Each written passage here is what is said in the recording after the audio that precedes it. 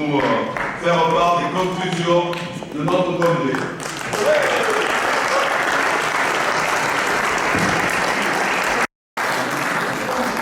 Gentil, déjà message. Mes camarades, tout d'abord, je crois que dans le congrès, nous serons tous d'accord pour signifier à Michel Roger qu'il a été très désagréable de nous faire sniper à la fin de toutes nos interventions.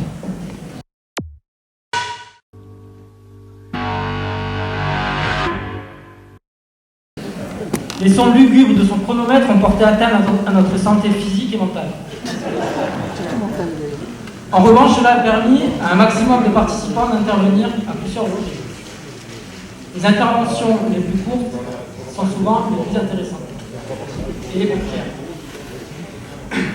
L'état des lieux de la situation sociale du pays évoqué en préambule dans le rapport introductif et repris par la suite dans les débats se révèle très inquiétant pour les travailleurs. Le gouvernement, au service du MEDEF, déconstruit le modèle social français et porte gravement atteinte à nos libertés syndicales. Manuel Valls et son gouvernement travaillent au quotidien pour affaiblir l'influence de la CGT.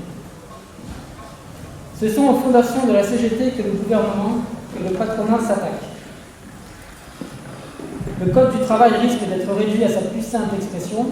Le patronat souhaite ainsi exploiter à loisir les salariés en supprimant toute leur protection.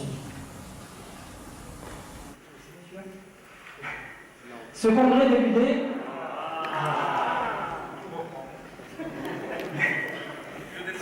l'UD nous a permis d'analyser cet état des lieux de la société, d'en tirer un bilan et de prévoir les pistes de travail à mettre en œuvre pour s'opposer aux attaques contre le monde du travail. Un congrès est un lieu et un moment où est rendue visible toute la diversité du salariat. Petits syndicats du privé, gros syndicats de l'industrie, services publics, fonctions publiques, territoriaux, commerce, retraités, etc. Nous voulons de partager tous ensemble un grand moment de démocratie syndicale et d'échange. En passant par les camarades qui expriment qu'ils ne disposent que d'un temps syndical limité déjà bien chargé et leur difficulté à aller vers l'interpro, et d'autres qui estiment qu'être militant implique des sacrifices sur sa vie privée et familiale, il doit y avoir un juste milieu à trouver dans l'investissement syndical. Aujourd'hui, comme hier et surtout demain, l'essentiel reste la lutte. La lutte contre le capital, contre le patronat, la lutte contre l'extrême droite et tous ceux de droite comme de gauche, de l'intérieur ou de l'extérieur de la CGT, et je précise, de l'intérieur ou de l'extérieur de la CGT, veulent la mort de la CGT. Les événements tragiques du 13 novembre et l'état d'urgence qui en a découlé ne doivent pas être prétexte pour le gouvernement, pour étouffer et oublier nos revendications et nos actions syndicales. Nombreux sont les camarades qui ont exprimé leurs difficultés à mobiliser les salariés. Les difficultés pour atteindre une bonne qualité de vie syndicale ont été développées. Nous devons amplifier la complémentarité indispensable afin de permettre à la future commission exécutive d'appuyer ses décisions à partir d'un travail syndical interprofessionnel préalable pour nous assurer une mise en œuvre la plus efficace possible. Comme l'a dit un camarade, ce sont les fédérations qui disposent des moyens. Posons-nous donc la question d'une mutualisation des moyens syndicaux plus interprofessionnels.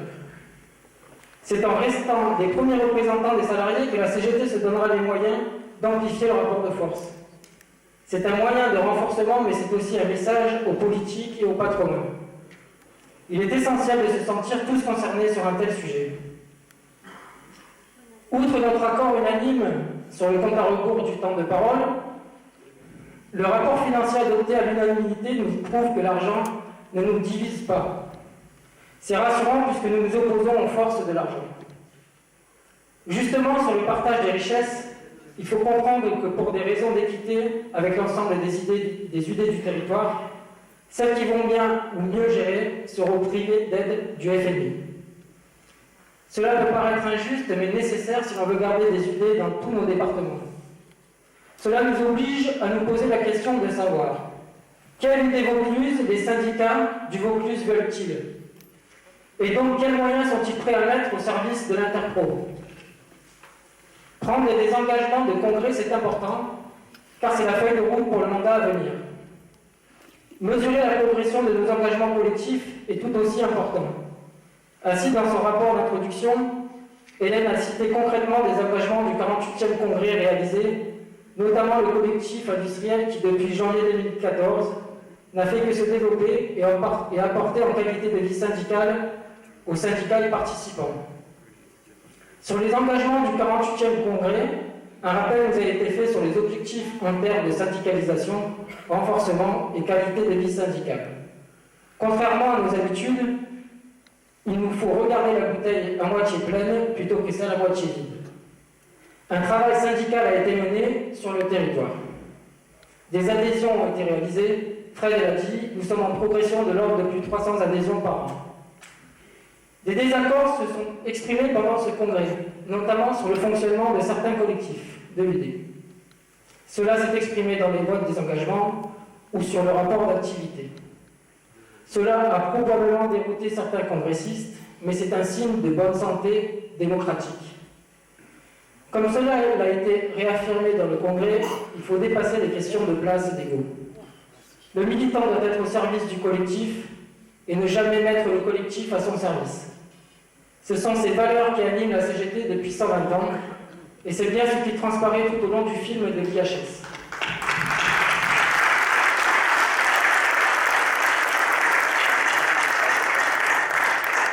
Ce film nous a rappelé pour certains, et appris pour d'autres, d'où vient notre CGT.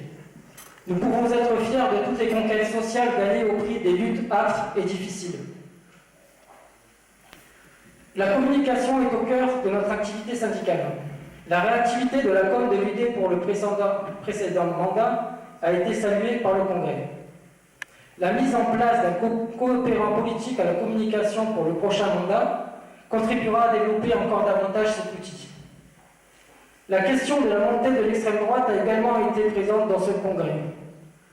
Repris par le congrès, le tract du comité régional fournit des éléments de réflexion appelant les salariés à voter en tenant compte de leurs revendications syndicales et faire barrage à l'extrême droite, mais aussi à l'idéologie néolibérale. Portée par des militantes, la journée du 25 novembre sur les violences faites aux femmes a également été reprise par le congrès. Le renforcement de la CGT passe aussi par une réelle féminisation de notre organisation. En conclusion, je dirais que toutes les interventions, qu'elles aient été musclées ou plus modérées, auront enrichi le débat. Nous aurons vécu un congrès réactif, résistant et constructif pour reprendre le slogan de ce 49e congrès de l'UD. La feuille de route pour le prochain mandat, au travers de ces engagements, a été adoptée à une très large majorité. Cette feuille de route devient désormais celle de tous les syndicats. Nous venons de passer 3 jours ensemble, entre militants CGT, 3 jours à débattre et à confronter nos points de vue sur ce qui n'est pas toujours évident, mais c'est à ce prix que les idées CGT progressent. Pour finir, un grand merci à toute la logistique, à tout le travail effectué par les camarades qui ont œuvré à l'organisation de ce 49e congrès. Vive les syndicats CGT de l'Union départementale du Vaucluse, vive l'unité et vive la CGT.